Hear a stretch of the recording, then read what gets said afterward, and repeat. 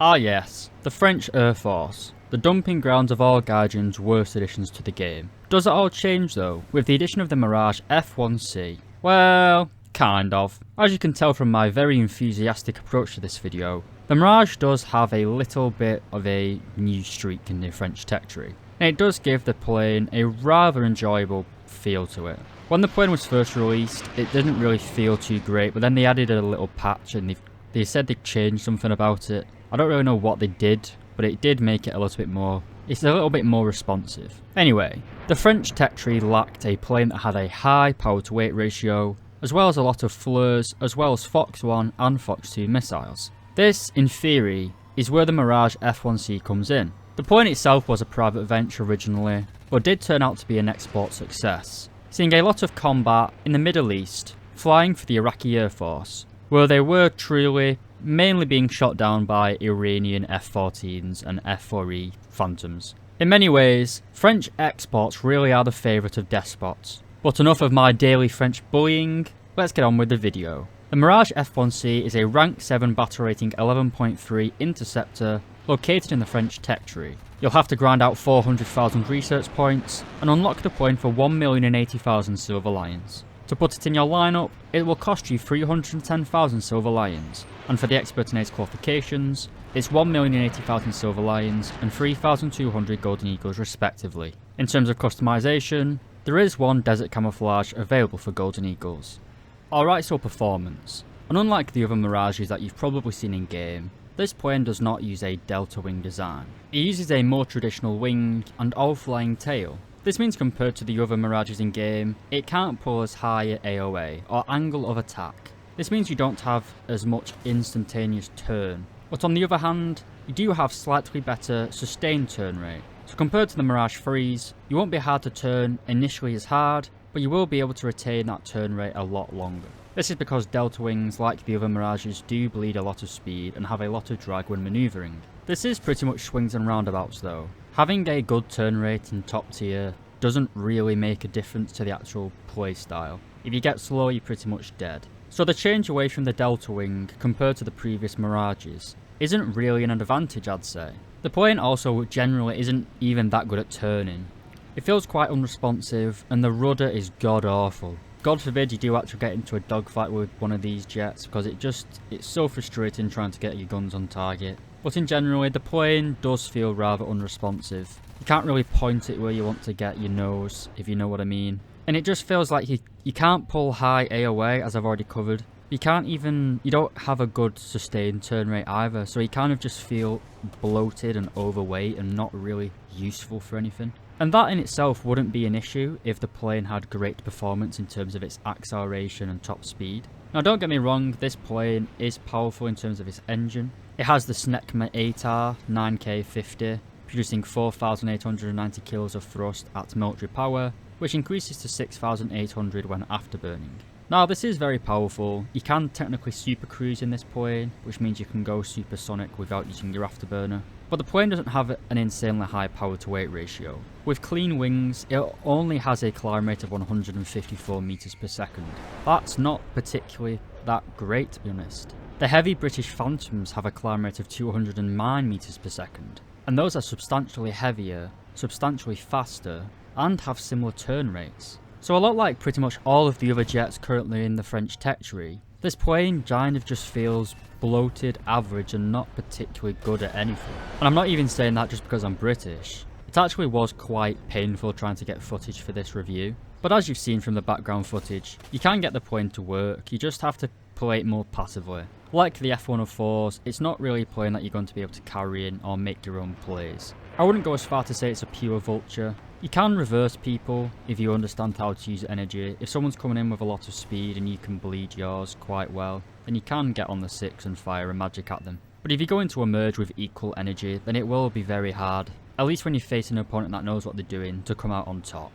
Alright, onto the weaponry. And there's one thing that is unique about the Mirage F1C for the French tech tree, and that is, it's the first plane that gets advanced radar. Now, it isn't a true pulse Doppler radar, it's just an MTI mode. Unlike quite a few other jets that only have the MTI mode, the radar does seem a little bit buggy. It struggles to both acquire and track targets, which in my opinion has led it to be quite unreliable on the battlefield, as it seemingly just randomly loses track of a target, and it is incredibly frustrating. But there are some advantages to the MTI mode over a pulse Doppler. The MTI mode will not ping the enemy player, it won't give them a thing on their RDR. Basically, it won't spike an enemy plane. They won't get a warning that you are locking them up. So, if your radar does work well, and you now manage to lock a target, you can fire a missile and the enemy won't know it's coming. Obviously this only applies to Fox 1 missiles, the semi-active radar homing. It's good in theory, but it's kind of hit and miss whether it works. Anyway, it is the Serrano 4 radar. It has a look down mode as I've covered, an IFF or identify friend or foe, as well as a BVR and ACM mode. But what about your base weaponry? Well, these are the 30mm Defa guns. You have a total of 270 rounds of ammunition, split between 2 guns, for 135 rounds per gun. The guns themselves have a fire rate of 1300 rounds per minute, but the muzzle velocity of these guns is very low. While in the old days of War Thunder, when the Hawk or Hunter F1 was the top of the line, these guns were incredibly powerful. But now in top tier jets, where engagements are usually supersonic or at least transonic, the low velocity of these guns has pretty much relegated them to being towards the bottom of the top tier guns, with the 20mm Vulcan being the top dog. They are still powerful though, especially if an enemy is going very low speed and you manage to get a hit. 1 or 2 hits will usually destroy an enemy, which is pretty much the only good thing about these guns. We then have the SNEB Type 23 rockets. These can penetrate 300mm of armour, but have a fairly meagre TNT payload of 275 grams. This gives them very little TNT damage really. You can't really do a lot of post-penetration damage. They're alright for using against soft targets such as AAA and howitzers, but you're pretty much wasting your time in combined arms. We then also have a selection of bombs. We have a 250 kilo bomb, which will destroy any vehicle within a radius of 8 meters, a 400 kilo bomb, which will destroy any vehicle within a radius of 10 meters, and finally, a 1000 kilo bomb, or 1 ton bomb, which will destroy any vehicle within a radius of 21 meters. You can carry 3 1000 kilo bombs, 5 400 kilo bombs, or 5 250 kilo bombs. So if you do want to use bombs for some reason, then the 5 400 kilos are by far the best choice. There is an option in the loadout menu to carry 5 400 kilo bombs, as well as 2 infrared guided missiles. Which brings us on to the missiles. And when stock, you get access to the Matra R550 missiles. These are considered to be one of the best air-to-air missiles currently in War Thunder. They have a maximum overload of 30 Gs, and while they aren't all aspect like some of the other air-to-air missiles in War Thunder, they do acquire targets from the side and rear profiles very well, so I've got no complaints about these missiles. They have a high TNT payload, and seem to be slightly more immune to flares than some of the other missiles in game. These missiles are basically the French equivalent of the Sidewinders. But we then also have some larger missiles. Well, at first, we have the Matra R530s. These are semi-active radar homing, and require you to keep a constant radar lock on a target. These same missiles are available on the early Mirage 3s, and generally aren't considered to be too good. They only have a maximum overload of 15 Gs, and carry a similar amount of TNT filler, although they do have a pretty good launch range of 15 kilometers. We then have 2 more variants of this missile, the R530E. This is the same missile basically converted to an infrared guiding seeker, so you no longer have to get a radar lock. You can fire it just like the Matra 550s. It again has the same maximum overload of 15 Gs, and a launch range of 15 kilometers. My opinion, these aren't too effective. It's essentially a long-range infrared missile which is easily countered by either cranking or flaring. And our final missile is the Matra Super 530Fs. Like the original 530, these are semi-active radar homing, so you will have to get a radar lock and keep it locked up. They have an increased maximum launch range of 40 kilometers and have the same overload of the 550s, 30 Gs, which is very impressive. These are basically the French equivalent of the AIM-7Fs. They're long range, highly manoeuvrable, and very deadly, if you manage to keep that radar locked, which is a big if. If the Mirage F1C had a pulse Doppler radar, or the radar wasn't as glitchy, these missiles would be one of the best semi-active radar homing missiles in the game, but it is let down by its dodgy radar system.